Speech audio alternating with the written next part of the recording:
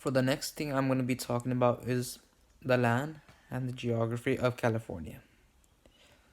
The land of California is quite diverse and it comes with forests, desert, plains, and everything anyone can imagine. California is quite diverse in its geography as well, as there is mountains, land that differs throughout the whole state.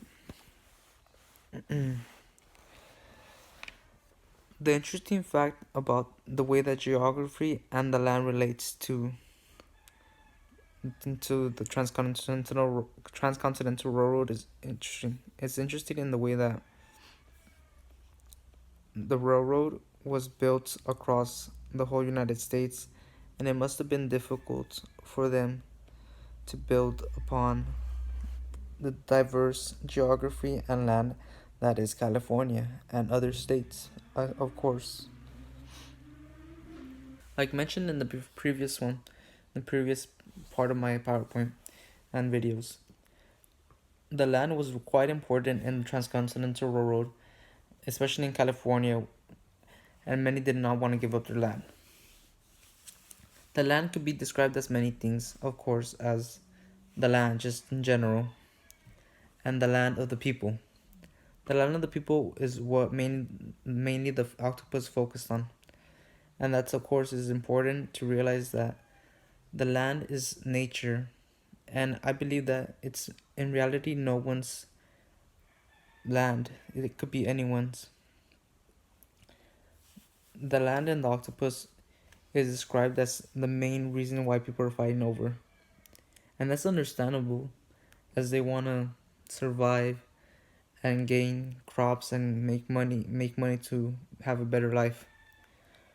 But there was a huge conflict with that, and it's needed to be fixed some other way rather than destroying the land and giving up so many things that didn't need to be given up. I feel that the land is important to realize here in the way that westward expansion was also important. Westward expansion throughout the land was important. The land being the United States. The reason why the transcontinental railroad was most likely built was, of course, because people it wanted to go from one place to another quickly, and also, of course, get materials throughout the whole country. And the land within California was important since that's where many of the issues came up and where arose from, because they wanted to have the farmland. The crossing of the country and the westward expansion is important to bring into this when talking about the land. The land is the land of the United States is greatly diverse, not just in California, as I mentioned. Throughout the whole United States. It's huge. The United States is huge and it has so many different parts of geography in it, which include mountains, of course, desert, ocean, and all. In my slides, I also included two pictures that I find quite important, and those pictures are the map of California, but with